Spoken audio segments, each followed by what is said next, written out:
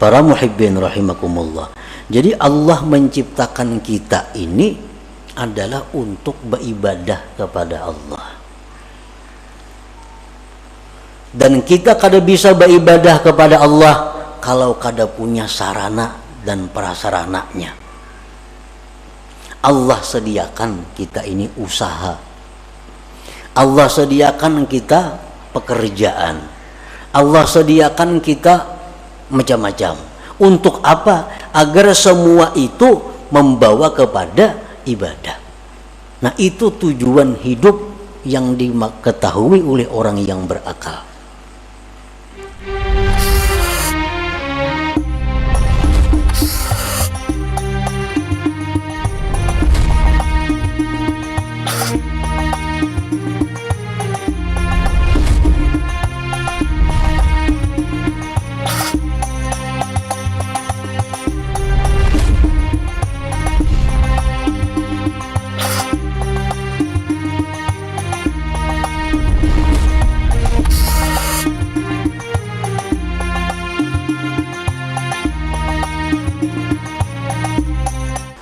Bismillahirrahmanirrahim. Alhamdulillah ala ni'amihi wa fadlih alladhi amarana birridha ala qada'ihi wa ikhtiyarih. Ashhadu an la ilaha illallah wahdahu la syarika lahu fi uluhiyyatihi wa rububiyyatihi. Wa ashhadu anna sayyidana Muhammadan abduhu wa rasuluhu khairu khalqih. Sallallahu wa sallama ala sayyidina wa maulana Muhammadin nuri arsyih wa ala alihi wa ashabihi wa dzurriyyatihi wa atba'ih, amma ba'du. Yang kita hormati dan kita cintai para habaib, para alim ulama, muhibbin, hadirin, hadirat, rahimakumullah. Pertama-tama kita memanjatkan puji dan syukur kehadirat Allah Subhanahu wa ta'ala yang telah mengumpulkan kita bersama-sama di majlis yang penuh berkah ini. Dan semoga Allah selalu mengumpulkan kita di dalam tempat-tempat kebaikan dan takwa. Kemudian kita juga mengucapkan, menghaturkan puji dan syukur kehadiran Allah Subhanahu wa ta'ala yang mana sampai saat ini kita masih digolongkan dalam golongan orang-orang yang menuntut ilmu. Dan kita mohon doa kepada Allah agar sampai akhir hayat kita dimasukkan dalam golongan orang-orang yang menuntut ilmu. Salawat dan salam tidak lupa kita haturkan kepada junjungan kita Nabi besar Muhammad sallallahu alaihi wasallam dan kepada seluruh keluarga, para sahabat, zurriyat dan pengikut beliau sampai hari kiamat nanti. Para muhibbin rahimakumullah. Al-hikmatu tasi'ata asyrata minal hikamil ataiyah. Qala al-imam Ahmad ibn Athaillah as-Sakandari rahimahullah wa nafa'ana bi ulumi. Hikmah yang ke-19 dari Al-Hikam, berkata Al-Imam Ahmad bin Athaillah As-Sakandari rahimahullah, la tatlub minhu ayyukhrijaka min halatin liyasta'milaka fima siwaha palau aradaka lasta'malaka min ghairi ikhraj. Yang artinya, janganlah engkau meminta daripada Allah bahwa Dia mengeluarkan engkau dari satu keadaan agar Allah pekerjakan engkau pada keadaan yang lain. Jikalau Allah menghendaki engkau, niscaya Dia pekerjakan engkau tanpa melalui menuntut dikeluarkan. Itulah kurang lebih artinya hikmah yang ke-19 ini. Adapun penjabarannya adalah idza kana al-mar'u ala halatin la tuwafiqu gharadahu la yanbaghi lahu ay yuridal khuruja minha binafsihi bi ay yatluba minhu subhanahu ay yukhrijaha minha li'anna hadha min at-takhir 'ala Allah subhanahu wa ta'ala bal yanbaghi lahu husnul adab ma'ahu wa itharu muradihi ala ikhtiyarihi. Apabila adalah seorang hamba atas satu keadaan yang mana keadaan itu tidak sesuai dengan yang dimaksudnya. Apabila kita berada pada satu keadaan yang kada sesuai dengan keinginan kita, maka tidaklah patut, tidaklah layak bahwa menghendaki seorang hamba tadi keluar dari keadaan itu dengan dirinya sendiri, dengan bahwa dia menuntut dari Allah bahwa Allah mengeluarkannya dari keadaan itu, karena ini merupakan dikti atas Allah subhanahu wa ta'ala.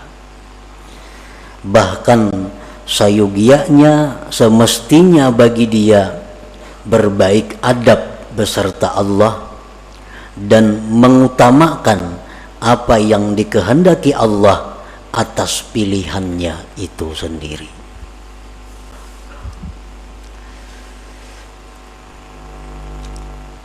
Illa idza kanat haluhu, kecuali apabila keadaannya itu ghaira mardiyyin lillah subhanah, kecuali bila keadaannya itu tidak diridhai oleh Allah. Au aikatan min wazaifihi diniyah wal amali bil a'malis salihah, atau keadaan itu mencegah dia dari tugas-tugas keagamaannya dan beramal dengan amal-amal saleh, maka boleh bagi dia meminta kepada Allah bahwa Allah keluarkan dia dari keadaan yang demikian itu. Fahuwa min alamati ma'rifatil abdi bi rabbih subhanahu wa ta'ala, maka itu merupakan tanda ma'rifatnya seorang hamba dengan Allah subhanahu wa ta'ala. Nah, para muhibbin rahimakumullah, artinya kalau kita berada di suatu kondisi, di suatu keadaan, situasi yang tidak sesuai dengan keinginan kita, maka janganlah kita minta kepada Allah bahwa dipindah dari kondisi keadaan itu kepada keadaan lain. Jangan kita minta kepada Allah bahwa kita ini dipindahkan kepada keadaan yang lain, karena itu namanya adalah mendikti atas Allah. Hendaknya kita menerima keadaan itu dan berbaik adab beserta Allah, dan inilah merupakan pilihan Allah yang dia utamakan daripada pilihannya sendiri. kecuali bila mana keadaan yang dia alami saat itu keadaan yang tidak diridai Allah. Dia berada dalam situasi yang tidak diridai Allah, atau di dalam situasi keadaan yang mencegah dia melaksanakan tugas-tugas keagamaan atau beramal amal saleh. Nah, maka boleh baginya minta kepada Allah agar dikeluarkan dari situasi itu kepada keadaan yang lain. Nah, itulah tanda orang yang makrifat dengan Allah Subhanahu wa ta'ala. Nah, para muhibbin rahimakumullah, secara rinci lagi para ulama menjelaskan, fal arifu billah idza kana a'zab la yatamanna az-zawaj.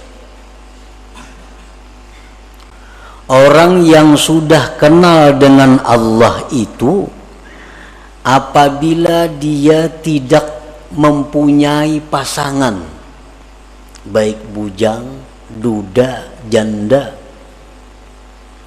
dia tidak minta kepada Allah agar diberi jodoh. Nah, ini orang yang arif dengan Allah. Ini bujang atau duda atau janda, kada berpasangan lah. Nah, itu ngarannya satu keadaan. Ini keadaannya bujang, keadaannya kada belaki, kada begini. Inya kada minta kepada Allah agar diberi jodoh, kada minta.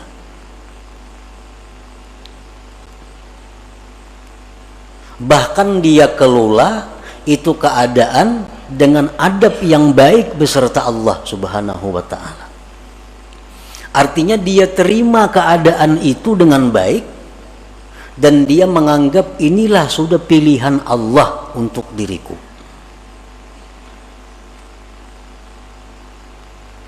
Nah, kecuali keadaan itu, keadaan membujang atau kada berpasangan tadi sudah mengganggu dia daripada ibadah kepada Allah. Sudah mengganggu dia untuk menjalankan tugas-tugas wirid-wiridnya.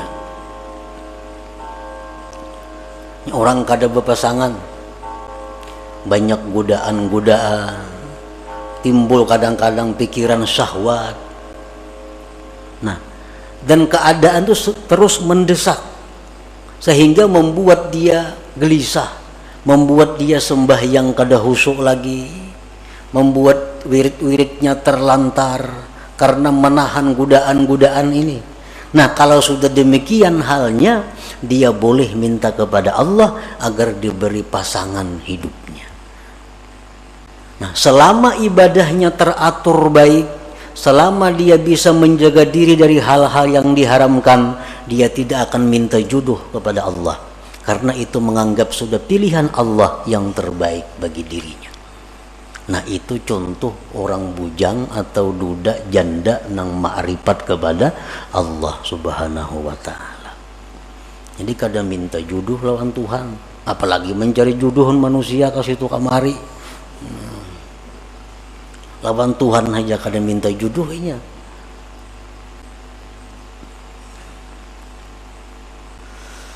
Wa idza kana faqiran la yatamanna al-ghina. Apabila dia dalam keadaan fakir. Nah, ini orang yang arif dengan Allah. Dia fakir.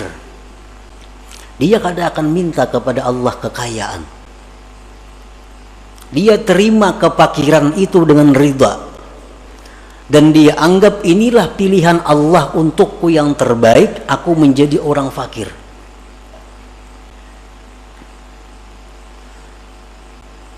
Nah, kecuali apabila sudah kefakiran itu membuat dia terganggu ibadah kepada Allah, apabila kefakirannya itu sudah menghalanginya berbuat amal-amal yang saleh, nah maka di saat itu dia bisa memohon kepada Allah agar dipindah daripada orang fakir menjadi orang yang berada atau orang kaya. Ini sudah pakirnya sudah sulit nih, sudah kada bisa lagi beribadah kepada Allah. Nah, sudah kada kawa lagi melaksanakan wirid-wiridnya, sudah kada bisa lagi menuntut ilmu karena kada berduit. Menuntut ilmu perlu duit. Ini sudah kada berduit lagi, menuntut ilmu kada kawa lagi, pikiran kada karuan, beribadah sudah kada nyaman lagi. Nah, di saat itulah dia boleh mohon kepada Allah agar diberi kecukupan, diberi Allah kekayaan. Selama kefakiran itu tidak menghalangi ibadahnya, selama kefakiran itu tidak menghalangi wirid-wirid agamanya, nah maka di saat itu dia ridha dengan keadaan itu dan tidak minta agar dikayakan oleh Allah Subhanahu wa ta'ala. Wa idza kana maridan la yatamanna sihhah. Apabila dia sakit, dia tidak ingin sihat. Dia tidak ingin sihat. Ini sakit. Tapi dalam keadaan bisa melaksanakan tugas-tugas keagamaan, bisa beramal saleh. Sakit ini tidak akan diusahakan untuk disembuhkan. Dan dia tidak akan minta kepada Allah kesembuhan. Tetapi kalau sakit ini sudah mengganggu, nah tugas-tugas keagamaannya, sakit ini sudah mengganggu wirid-wiridnya, sakit ini sudah mengganggu menuntut ilmunya, nah di saat itulah dia minta kepada Allah kesembuhan dan kesehatan.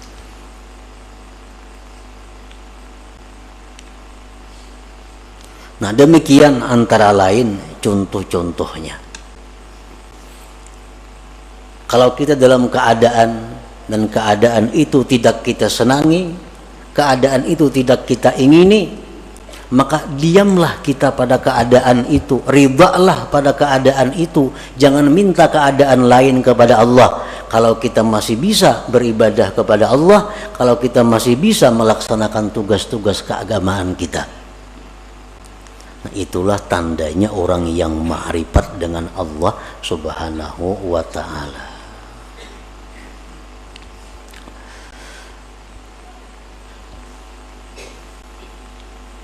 Wa idza kana mutazawwijan la yatamanna al-firaq.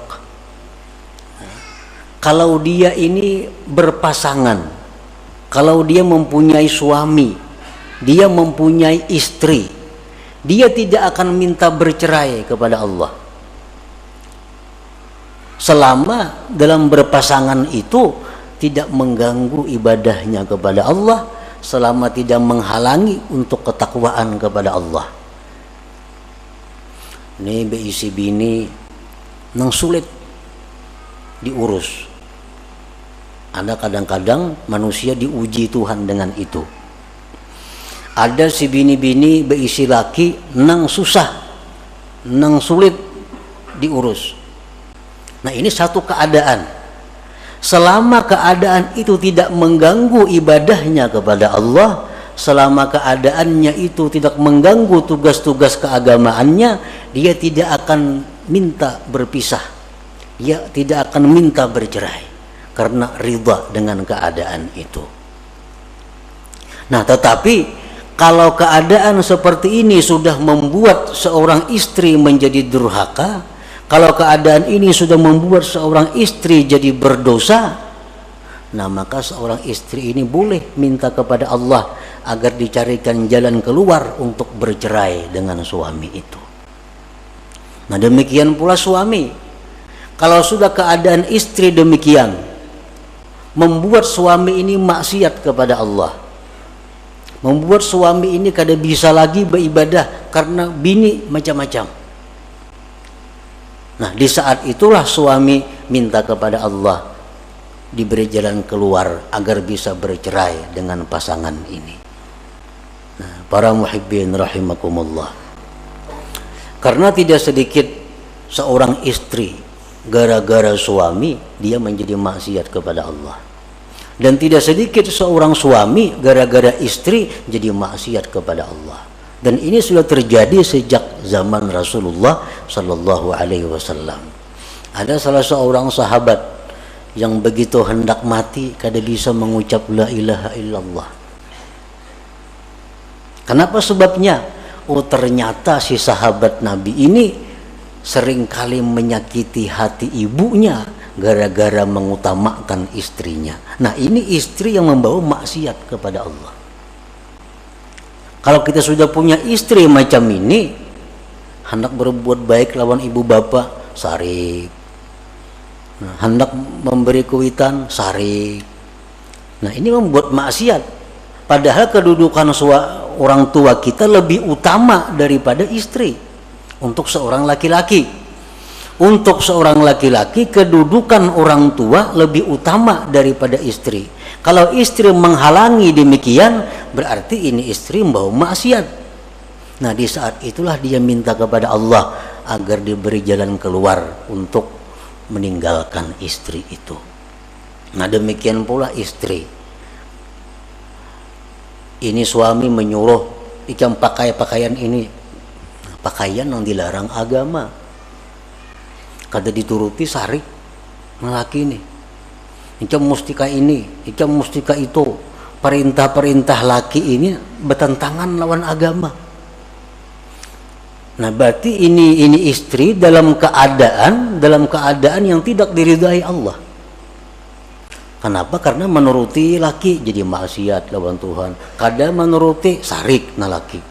Nah, di saat itu seorang istri boleh minta kepada Allah agar diberi jalan keluar berpisah dengan suami itu. Nah, para muhibbin rahimakumullah. Jadi fal aqil ya'rif anna gharada khalqihi ala ibadatu wal ma'rifah kama qala Allah ta'ala wa ma khalaqtul jinna wal insa illa liya'budun. Fa ayyu syai'in ya'uqul ibadah wal ma'rifah yatlubu minallahi ta'ala ay yukhrijahu minhu wa ma la fala. Orang yang berakal dia mengetahui bahwa tujuan diciptakannya dia itu untuk ibadah. Orang yang berakal itu mengetahui bahwa tujuan Allah menciptakan dirinya itu untuk mengabdi kepada Allah. Allah berfirman, tidak aku ciptakan jin dan manusia melainkan untuk menyembah, mengabdi, beribadah kepadaku. Nah, maka sesuatu apapun yang menghalangi ibadah dan ma'rifat, maka dia akan minta kepada Allah dikeluarkan daripada keadaan itu. Nah, para muhibbin rahimakumullah. Jadi Allah menciptakan kita ini adalah untuk beribadah kepada Allah. Dan kita kada bisa beribadah kepada Allah kalau kada punya sarana dan prasarananya. Allah sediakan kita ini usaha. Allah sediakan kita pekerjaan. Allah sediakan kita macam-macam. Untuk apa? Agar semua itu membawa kepada ibadah. Nah, itu tujuan hidup yang diketahui oleh orang yang berakal. Lalu apapun pekerjaan, apapun keadaan yang menghalangi tujuannya itu ibadah, dia akan mundur dari keadaan itu dan berpindah kepada keadaan yang lain. Nah, ini orang yang berakal. Jadi tujuan hidup ini bukan kita berdagang, bukan. Tujuan hidup belaki, bukan. Tujuan hidup babini, bukan. Tujuan hidup berusaha, bukan. Nah, usaha suami istri itu hanya jalan untuk beribadah kepada Allah. Kalau semua ini menghalangi ibadah, berarti mesti ditinggalkan, dicari jalan yang lain. Nah, para muhibbin rahimakumullah. Nah, disitulah kita merenungi, disitulah kita disuruh tafakkur. Apakah selama ini aku hidup hanya untuk dunia atau aku hidup untuk ibadah? Bila mana aku hidup untuk dunia, berarti aku menyalahi kudrat diriku. fitrah diriku. Bila aku hidup untuk ibadah, berarti aku di jalan yang benar. Nah, jadi silahkan berdagang, silahkan berusaha, tapi ingat, usaha ini diciptakan Allah untuk ibadah. Nah, silahkan bergaul, silahkan berkawan, asal semua itu membawa kepada ibadah. Nah, jadi apapun pekerjaan, apapun keadaan yang menghalangi kita ibadah, itu mesti kita ditinggalkan, mesti kita tinggalkan. Kalau kita tidak ingin rugi di dunia dan akhirat. Jangan sampai kita ini dilalaikan oleh hal-hal yang sifatnya duniawi. Ya ayyuhalladzina amanu la tulhikum amwalukum wala auladukum an dzikrillah wa may yaf'al dzalika fa ulaika humul khasirun. Hai orang-orang yang beriman, Allah menghitab kepada orang beriman. Nang kada beriman kada diurus Tuhan. Ujar Tuhan, janganlah melalaikan akan kamu, harta kamu, anak kamu daripada zikrillah. Artinya jangan sampai kita mengurus harta, kita mengurus anak, kita lupa kepada Allah.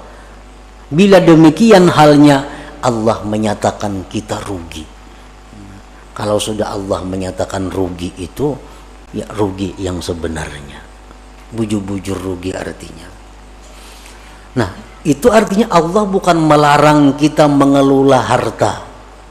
Allah bukan melarang kita mengelola anak.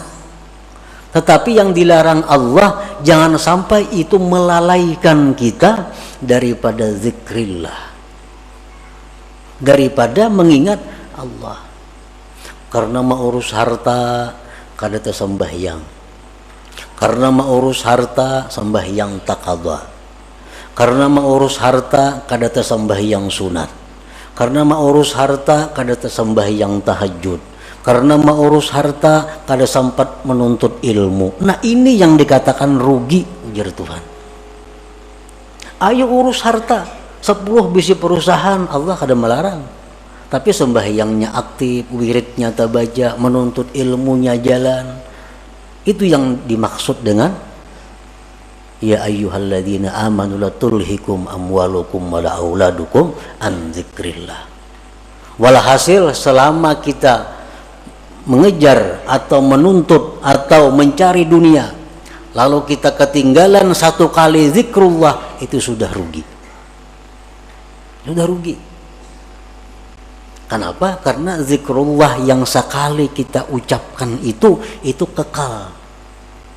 Kekal, arti sampai akhirat bisa kita nikmati, bisa kita dapatkan manfaatnya. Sedangkan harta yang kita urus mati-matian ini, begitu kita mati, kita kada akan bisa dapat menikmatinya. Nah, itulah yang dikatakan Nabi Sulaiman alaihissalam.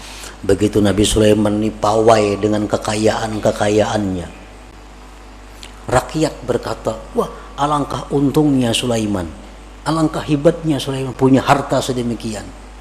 Sulaiman berkata, wahai rakyat, satu kalimat yang kamu ucapkan subhanallah lebih berharga dari semua yang kumiliki ini. Kenapa sebabnya? Karena subhanallah yang kamu ucapkan itu kekal sampai ke akhirat, kau akan bisa menikmatinya. Sedangkan yang kupunya ini adalah akan hilang binasa begitu aku mati.